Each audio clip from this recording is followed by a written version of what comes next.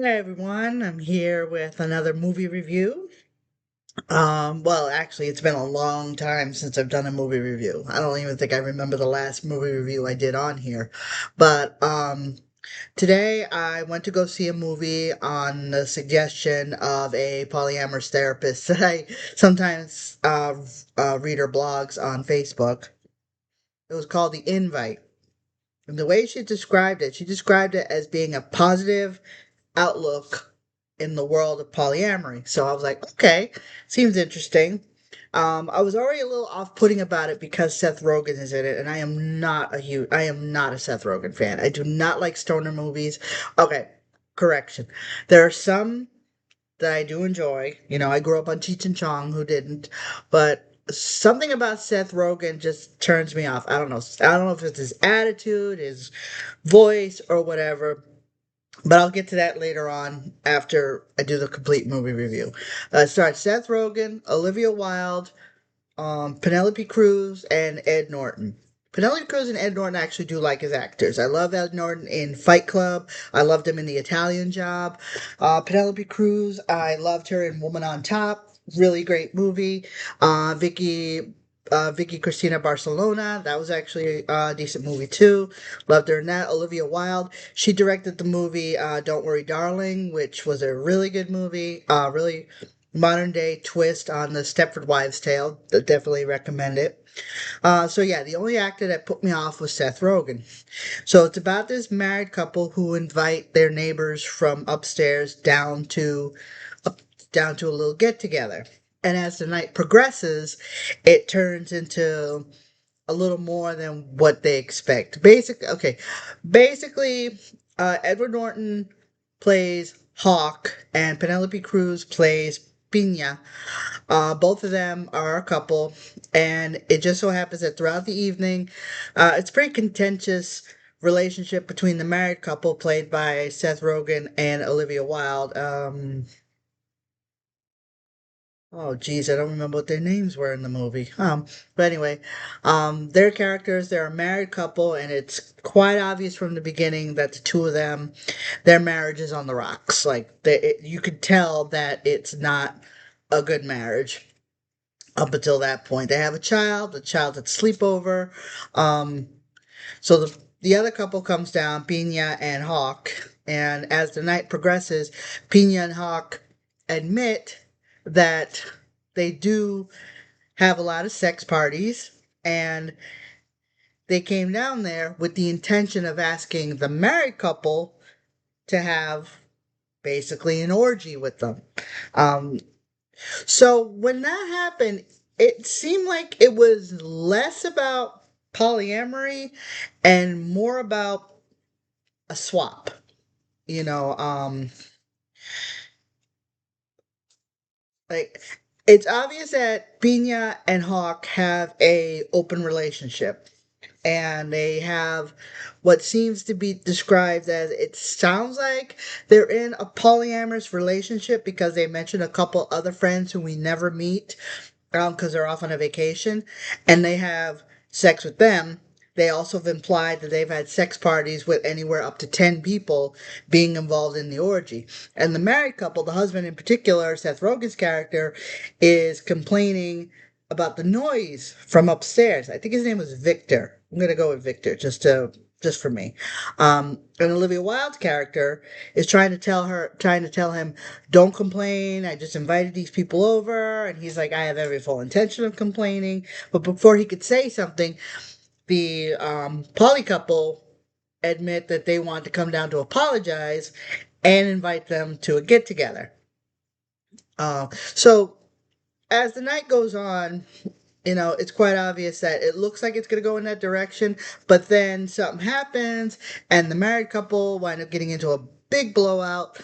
But then the poly couple also winds up getting into a big blowout, and it ends pretty much with, you know what? I'm gonna go ahead and save you the trouble because, like I said, it's not a. The married couple decide at that point, with having a fresh set of eyes, looking at their relationship, that yeah, they've hit an impasse. It's probably best for them to separate, and that's kind of how the movie ends. Um, Unfortunately, I wasn't able to see too much of the ending before the credits because um, I was sitting in a theater part of the theater where I was too close to the screen, and if I'm too close to the screen, I get vertigo. And if I get vertigo, I get really nauseous, and unfortunately, I had to leave the theater. But by that point, the movie was just about over, so it didn't really matter. But yeah, the acting wasn't bad.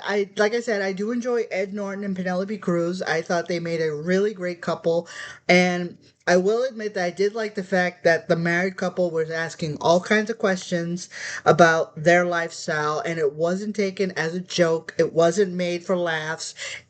Although there were some questions that the married couple were asking that I was laughing about because I personally had some experiences with what they were asking about, which I won't go into details. That's none of your damn business. But no, but it was treated with some respect. They were honestly curious as to the poly couple's life, but like I said, it didn't really seem like it was about polyamory. It was touched upon with the fact that they talked about how they have two other people that they're with and they have sex with. It just sounds more like it was about um swap. And you guys know that term, when you swap partners and stuff. So overall the movie was okay.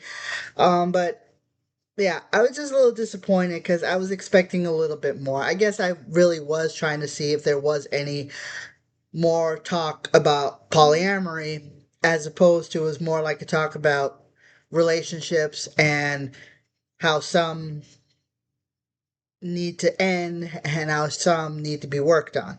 So overall, like I said, it was okay.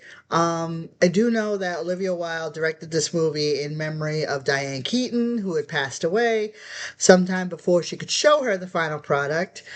And she dedicated the movie to her, according to the IMDb page.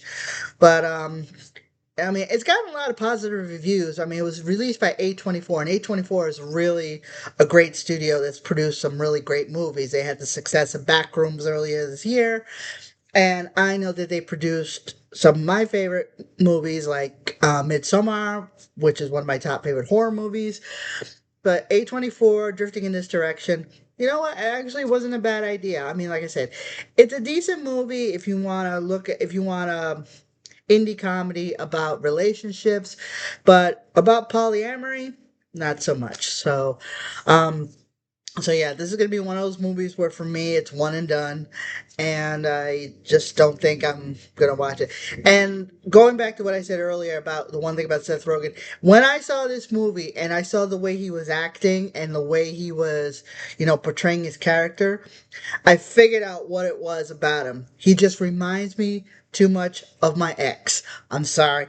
His attitude, his demeanor, everything about him was just rubbing me the wrong way, and I figured it out. That's what it was. He reminded me too much of him, and quite frankly, I did not like his character. I thought his character was very pretentious, very pig-headed. I did not like his character at all. And of course, because it's Seth Rogen, there had to be some marijuana thrown in. So yeah, he does wind up smoking a joint at some point in the movie, which is fine. I mean, I'm all for marijuana and stuff like that. It's just something about him I just wasn't a fan of. So, all right. So that's my movie review. Like I said, if you want to check it out, it's called The Invite. It's still in movies. It's still in theaters right now. But I usually know it's about ready to leave the theater when it's down to about two showings a day, and I went to the second and only showing that they were having today. So and my son's even said that from what he's heard, it's kind of a movie. And my son's a better critic than I am, I'll tell you that. Working in a movie theater, of course he would be. So, all right. So, thanks for listening. Thanks for watching. And a little later on, I'll probably gonna have a chip tasting for you, either later today or tomorrow. But if not, I'll see you next time.